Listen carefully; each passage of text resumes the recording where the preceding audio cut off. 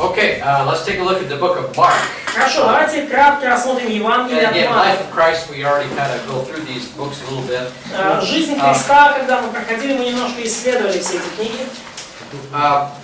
Евангелие от Марка. Let's turn to Mark chapter 14, verses 42 to 52. 14 глава, с 42 по 52 стих Марка. Марк 14, 42, 52. So let's kind of look again. I sort of emphasize the history behind the books. И опять же, я снова-таки подчеркиваю просто историю, которая стоит за этими книгами. Who is Mark? Кто такой Марк? Of course, we already saw a little bit of what he did in Конечно, мы Galatia, right? He left. уже видели, да, его и что он сделал в Галатии, как он покинул Павла и Варнаву. Notice here chapter 14, verse 43. Да, посмотрите, 14 глава, 43 стих. Some people think that this is Mark. Некоторые люди думают, что там речь идет про Марка. Let's read verses 43 to 52. Давайте прочтем, да, 43 по 52. It's an interesting theory. Интересная теория. И в тот час, как он еще говорил, приходит Иуда, один из 12, и с ним множество народа с мечами и кольями, от первосвященников и книжников и старейшин. Предающий же его дал им знак, сказав: кого я поцелую, тот и есть. Возьмите его и ведите осторожно. И, придя, тотчас подошел к нему и говорит: Раби, Раби, и поцеловал его. А они возложили на него руки свои и взяли его. Один же из стоявших тут извлек меч, ударил раба первосвященникова и отсек ему ухо. Тогда Иисус сказал им: как будто на разбойника вышли вы с мечами и кольями, чтобы взять меня. Каждый день бывал я с вами в храме и учил, и вы не брали меня. Но да сбудутся Писания. Тогда, оставив его, все бежали. Один юноша, завернувшись по ногому телу в покрывало, следовал за ним. И воины схватили его, но он, оставив покрывало, ногой убежал от них. Yeah, they think this is Mark who escaped naked. I don't know. Они думают, что это Марк, он сбежал, как ушел. It's a strange story. Странная история вообще. Why is it here? Зачем она здесь? And some people think the reason why it's here is because this is actually Mark. Ну, некоторые люди думают, что эта история здесь, потому что там как раз таки о Марке и речь. Otherwise, it's some other additional fact that adds to the drama. И если не так, то это просто такой дополнительный факт, который придает ситуации драматичность. All right, so let's turn to Acts chapter 12. Да, откроем Деяния 12 главу. Acts chapter 12. First time we hear about Mark is in the book of Acts chapter 12. Первый раз, когда мы слышим о Марке, это как раз таки Деяния 12 глава. Let's read verses 11 to 17. Давайте прочтем стихи с 11 по 17. Тогда Петр, придя в себя, сказал: «Теперь я вижу истину, что Господь послал ангела своего и избавил меня из руки Ирода и от всего, что ждал народ иудейский. И, осмотревшись, пришел к дому Марии, матери Иоанна, называемого Марком, где многие собрались и молились. Когда же Петр постучался у ворот, то вышла послушать служанка именем Рода. И, узнав голос Петра, от радости не отворила ворот, но сбежала. Сбежав, объявила, что Петр стоит у ворот. А те сказали ей: в своем ли ты уме? Но она утверждала свое. Они же говорили: это ангел его. Между тем Петр продолжал стучать. Когда же отворили, то увидели его и изумились. Он же, дав знак рукою, чтобы молчали, рассказал им, как Господь вывел его из темницы и сказал: уведомьте о сем Иакова и братьев. Потом, выйдя, пошел в другое место. First time we see Mark. Первый раз, когда мы видим Марка. He's also with Paul and Barnabas, Acts 12:25. Он также He's mentioned again. Don't read that. с Павлом и Варнавой. Давайте прочтем 12:45. Mark goes with him. 25. On one of Paul's trips to Jerusalem that everybody argues about, Paul went with him, or Mark went with him. В один из походов по Иерусалиму, о котором все спорят, Марк пошел с Варнавой и Павлом. Read that 12:25. Прочтите, пожалуйста, Деяния 12:25. А Варнава и Сав по исполнению поручения возвратились из Иерусалима в Антиохию, взявши с собой и Иоанна, прозванного Марком. Yeah, so Mark was connected to Barnabas, and Barnabas was working closely with Paul, so that's the connection. See. Марк был связан с Варнавой, а Варнава тесно сотрудничал с Павлом, Савом. And then Acts 13:13 is when Mark left И Деяния 13:13 left Paul and Barnabas on the mission field. в этот момент Марк покинул Павла и Варнаву на миссионерском поприще. And then chapter 15, Paul and Barnabas split over Mark. Варнава и Павел, они разделились даже из-за Марка. But then we see Mark working with Paul, as we already saw. He's mentioned in 2 Timothy Но потом very мы positively. снова видим, как Марк работает с Павлом, мы видим, как во 2 Тимофею Павел очень хорошо о нем отзывается. He's also mentioned Philemon. Он также упоминается в послании We к read that Филиппам. last week. Мы читали это на прошлой неделе. Peter Петр also mentions him, 1 Peter 5:13. упоминает Марка, 1 Петра 5:13. So why don't we read that verse again? Давайте прочтем снова этот стих. 1 And so this will Петра help us 5:13. identify Mark as. This is another reason why I kind of lean toward the figurative view of Babylon. Приветствую вас. Да, это помогает нам Because Mark is идентифицировать. with Peter. Идентифицировать Марка, и вот почему я считаю, что Вавилон это все-таки в данном случае образное We выражение. know from church history that Mark wrote Mark И мы знаем in из Rome. That's Peter's gospel. истории церкви, что евангелист Марк написал Евангелие от Марка в Риме. Это Евангелие Петра, по сути. Now it's possible Простите, that пожалуйста. they may have went from Babylon together to Rome. I mean, I don't Но know. возможно, конечно, что они из Вавилона могли прийти в Рим, но It just seems unlikely to me. кажется просто маловероятно. Let's hear. Yeah. Приветствует вас избранная, подобно вам, церковь в Вавилоне и Марк, сын мой. Yeah. So Mark is with Peter now. Ну, Марк таким образом сейчас с Петром. Now, with regard to the testimony that Mark wrote the Gospel of Mark for Peter, there's actually a substantial amount of testimony outside of the Bible. Касательно того, что в Евангелии от Марка, по сути, записано свидетельство Петра, есть много доказательств этого факта, помимо библейских. The very early church father, Papias, Очень ранний отец церкви, Папий, he knew John personally, он знал Иоанна Марка лично, and he stated that Mark wrote Mark. и он ясно утверждал, что именно Марк записал Евангелие от Марка. And then that's repeated in Eusebius' church history. И это также повторено в церковной истории Евсея.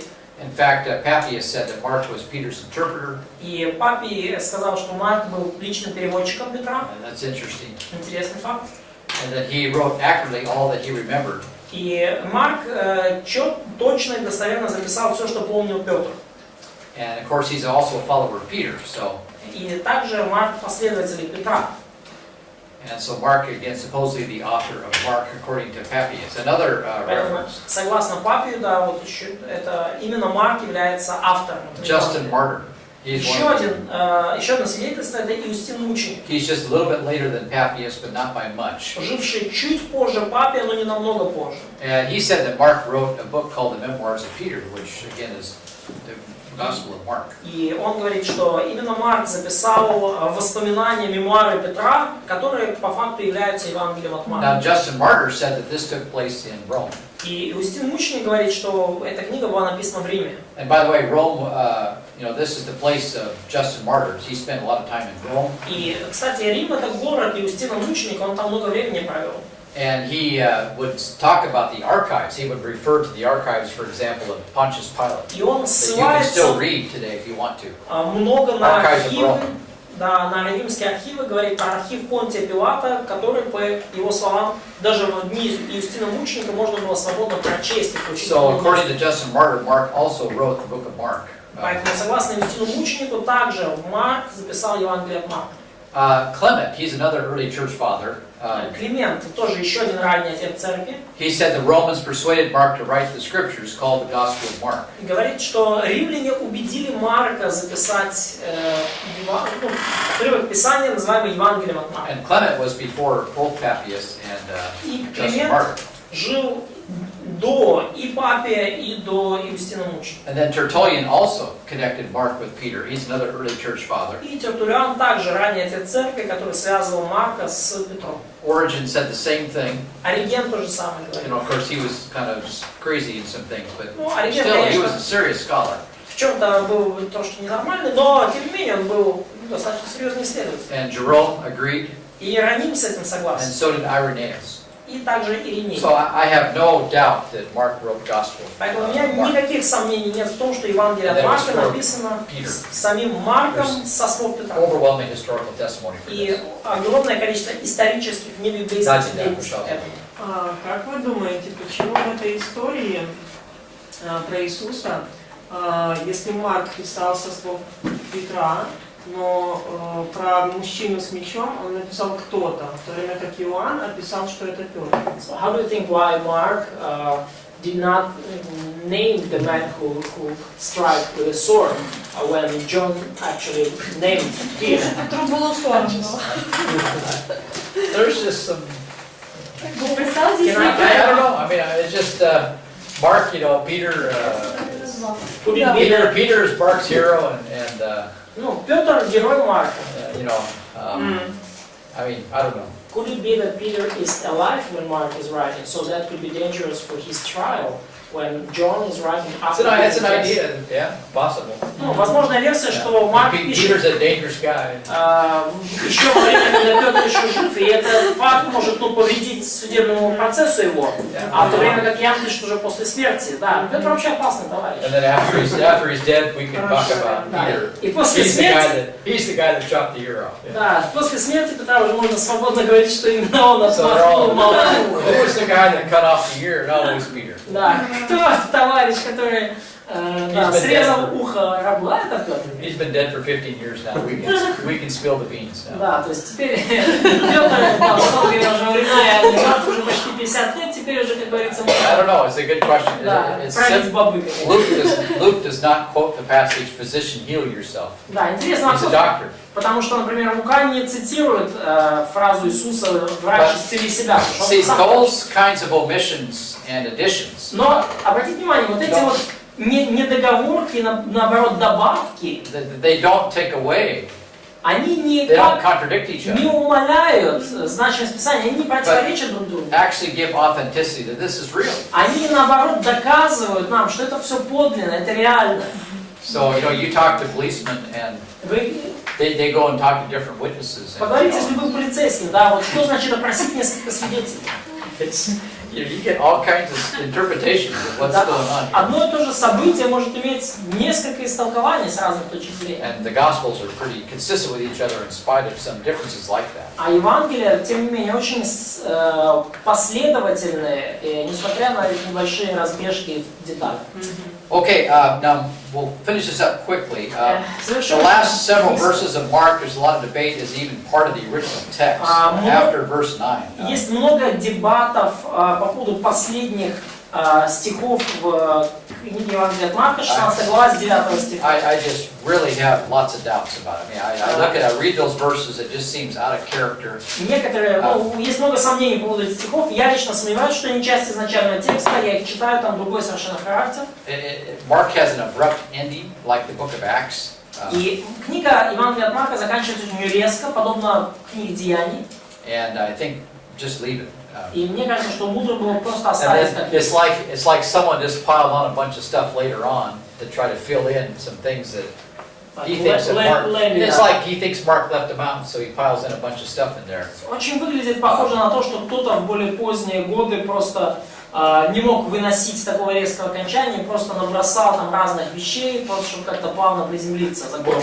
Which even includes, Luke, the road to Emmaus. I mean, that's in there, kind of. That discussion in a very brief version is in there. Да, и там в конце вот этих стихов от Марка, да, краткое изложение этих учеников из Эммауса, о котором говорится в Луки. And then that believe and be baptized, when I look at that, I don't think that's biblical. I mean, I'm sorry. I mean, I just look at И that. вот эти фразы типа, да, кто поверит и примет крещение, будет спасен, да, я читаю это, и мне кажется, что это не очень But the Bible библейское. doesn't talk that way. В Библии так не говорится. That's how we want the Bible to say. Это то, как мы бы хотели, чтобы The говорилось в Bible Библии. doesn't talk that. Сама Библия так не It говорит. doesn't. Well, when Peter talks about baptism and salvation, it's Когда Петр говорит о крещении и in a спасении, different way. он говорит иначе. But it doesn't come out and do that. То есть, ну оно не так выглядит, да, вот сделайте That kind то-то of и stuff. то. So I'm highly skeptical that the end of Mark is a part of the original text. Поэтому я крайне сомневаюсь, что вот текст 9 по 20 стих это часть изначального. However, I would argue that the things that are there Тем не менее, я готов утверждать, что то, что там написано, were probably real. скорее всего, было реально. То есть это были They're реальные just not события. written by Mark. Это просто не было написано Марком. See, so I mean, if you want to take it that way, that's okay then. Если вы так хотите это воспринимать, то ну нормально. And then, is it a part of the Word of God? That's a more difficult problem. То есть это реальное событие, но является ли это текст частью Слова Божьего? And most of it is fine. There's really nothing wrong with it. The only thing, doctrinal problem I see is to believe and be baptized. That just seems to be another step that I don't see the authors of Scripture taking. По большей части It's все crossing a написано. line that's not. Это нормально, но единственное, что вот это, кто будет веровать и креститься, спасен будет, мне кажется, что это та грань, за которую авторы Писания никогда не переступали. Это шаг неправильного направления. And it's the only place we see it in Scripture. И это единственное место в Писании, где мы это видим. So be aware of that. Поэтому будьте в The курсе. end of the end of chapter 15 is a problem. Конец 16. Конец 16 главы, это, конечно, проблемный отрывок. Interesting is that another reason why we think Mark was written in Rome. Но это единственное, кстати, еще одна причина, по которой мы считаем, что Евангелие от Марка написано в Риме. Let's turn to Romans 16, verse 13. Давайте посмотрим 16 verse 13. 16 глава, 13 стих. Римлян, да? Yeah. Romans. Римлянам 16:13. Римлянам 16:13. So we have a lot of outside history that tells us that Mark was written in Rome. But here's an interesting discussion too. Да, очень много историй, которые показывают, что Евангелие от Марка написано в Риме, но вот интересно здесь у нас разговор. Приветствуйте Руфа, избранного в Господе, и матери его и моей. Now, at the end of Mark, again in these disputed verses, this is mentioned. The same person is mentioned. So let's go there. Да, и то есть мы видим в конце Римлянам упоминается вот эта личность из Рима, и давайте посмотрим, где этот человек в Евангелии от Марка. So Mark chapter 16, let's take a look at verses 15 probably. 15 to 16 to 21, yeah. So it's not in the, I thought I was looking at it wrong. Так, Марка 15 глава с 15, 16 to 21. с 16 по 21 стих. Марка 15 глава, с 16 по 21 стих. I was looking at А воины Romans отвели 16. его внутрь дворя, то есть притории, и собрали весь полк, и одели его в багряницу, и спетший терновый венец возложили на него. И начали приветствовать его: «Радуйся, царь Иудейский!» И били его по голове тростью, и плевали на него. И, становясь на колени, кланялись ему, и даже насмеялись над ним, сняли с него багряницу, одели его в собственные одежды его и повели его, чтобы распять его. И заставили проходящего некого киринеянина Симона, отца Александрова и Руфова, идущего с поля, нести крест его. And then later Paul writes an epistle to this probably same person. И, скорее всего, That позже Mark Павел пишет references here. послание, которое упоминает, скорее всего, того же человека, Руфа. And it's part of the reason why probably Rufus was a believer. He witnessed what happened to Jesus. И это одна из именно самих Симона. He was actually there. Да. Or, yeah, when he writes, and then Paul writes to him, says hello to him in Romans 16, verse 13. То есть мы можем сказать, что, ну, как бы, Руф был... I'm sorry, Yeah, Rufus is mentioned in both. То есть Руф Romans упомянут 16, и в Римлянам, и в Марка, да, то есть, как бы, скорее всего, это один и тот же человек. And probably Rufus was a witness of what happened to И, Jesus, скорее right? всего, Руф был свидетелем того, что случилось с And why Иисусом. he became a believer. И по этой причине он стал верующим. Paul later writes to him and says hello. Павел позже пишет ему, говорит привет. Could we say that Simon from Acts 13 is the same Simon? That I wouldn't know. Again, the names are very common, so it's hard to. And that Simon is such a common name. It's yeah. So anyway, these are just some of the theories that people banty around. This seems to be a pretty good. То есть, ну, есть вот эти теории, которые люди выдвигают, и это неплохое подтверждение, что Марка написано в Риме и Римлянам. And then Mark kind of gives explanations for Gentiles, very interestingly enough. Интересно, что Марк много дает разъяснений для язычников. Was is mentioned in Mark 7 verses 1 to 5 that normally you wouldn't do. He explains the the washing ceremonies, why the Jews did that. Марка 7, 9-10 стих, он разъясняет 7, 7, 1 to 5. В 7 главе с 1 по 5 стих Марк разъясняет язычникам иудейские традиции омовения. He provides his own commentary on why they were doing that. И дает свой собственный комментарий, почему они так делают. He's writing to Romans who wouldn't care about it, they wouldn't understand it. Пишет римлянам, которым вообще говоря непонятно это, и им вообще не заботилось омовение. The one thing that really stands out with Mark is that Mark always uses the word immediately. Да, и что интересно, вот выделяется у Марка, то что он постоянно использует слово тотчас. He uses this word more than 40 times in the book. Использует это слово более 40 раз. And he's presenting Jesus as a man of action. И он показывает Иисуса как человека действия. Jesus is like an action hero. Иисус такой вот экшен-герой, да, герой экшен-фильма, да. Yeah, man of action. Человек действия. They were men of actions. А в Риме они ценили это, в Риме были люди дела. Another bit of uniqueness with Mark. И еще одна уникальность Евангелия. He has Jesus with emotions that you don't see in the other. Он показывает эмоции Иисуса, которые мы не видим в других. Compassion is emphasized by Mark. Сострадание Иисуса подчеркивается. His indignation, his anger. Его гнев, его раздражение. His sorrow and distress is mentioned frequently. Его скорбь и такое, ну не то что потрясено, его скорбь и стресс тоже мы видим в Евангелии от Марка. Mark also has a very high Christology if you look carefully at certain verses. В Евангелии от Марка в некоторых стихах мы также видим весьма такую высокую христологию о том, кто есть Иисус. And like all the Gospels, he emphasizes the passion of Christ. И как и во всех Евангелиях большой акцент на страстях Христовых на последней неделе его жизни. Mark is a very simple book to organize. Книга Евангелия от Марка организована очень просто. The first chapter, 1 to 13, it introduces the book. Первая глава с 1 по 13 стих это введение в книгу. Jesus, John the Baptist. Иисус, Иоанн Креститель. And then the second part goes from 1:14 all the way to 9:50. И вторая часть это с 1:14 до 9:50. Jesus ministers in Galilee. Служение Иисуса в Галилее. Remember, all the synoptic gospels emphasize his Galilean ministry. John emphasizes, we'll see this tomorrow, Помните, что his все Judean ministry. синоптические Евангелия, то есть Матфея, Марк и Лука, они подчеркивают служение Иисуса в Галилее. Иоанн подчеркивает служение Иисуса в Иерусалиме, мы увидим это завтра. And then 3, И chapter 10, 10 глава. Jesus ministers in Judea on the way to Jerusalem. So finally we have the Judean ministry. Иисус служит Иудее на пути в Иерусалим. В конце концов мы видим вот это служение в Иудее. And then chapter 11 to 15, end of chapter 15, Jesus goes up to Jerusalem. И 11-15 глава Иисус идет в Иерусалим. And it's, they have the Last Supper, and he's arrested, and Последняя вечеря, арест, Peter denies the Lord, and отречение Петра от they have the Господа, trials, and суды над Иисусом. finally he's crucified and buried. И в конце концов распятие и погребение.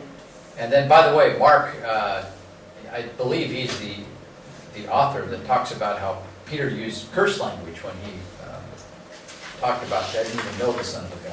Jesus. Да, и я думаю, что именно Марк пишет о том, как Петр даже матерился, пытаясь доказать всем, что он даже не знает, кто такой Сын Божий. So interesting. Интересно, да. A little extra addition that doesn't need to be there, but it's there. Дополнительная такая вставочка, которая вроде как и не нужно ее, like adult lexics, you mean like curse language? Yeah, curse language, yeah. Да. Fisherman language. Да, такой язык рыбаков. Yeah. Да, то есть такая небольшая вставка, она вроде как не должна быть там, но он там есть. And then 16, the resurrection of the dead. И в 16 главе воскресение Иисуса из Very мертвых. simple outline, Очень but простой he план. packs in a lot of dramatic details. Но там очень много таких драматичных деталей. And really, it's Peter. It's Peter's gospel, so it's very dramatic. Peter was there. И это Евангелие от Петра, это по факту, да, Петр был там, и очень драматично это все передается. By the way, a lot of people wrongly, I believe very strongly on this, but they think Mark was the first gospel written. It's not. И многие люди, на мой взгляд, ошибочно считают, что Евангелие от Марка написано первым, и этого не было. Я считаю, что это неправильно. Matthew was certainly the Матфей first. однозначно первое написано Евангелие. Okay, so that's the gospel of Mark. Вот это Евангелие от Марка.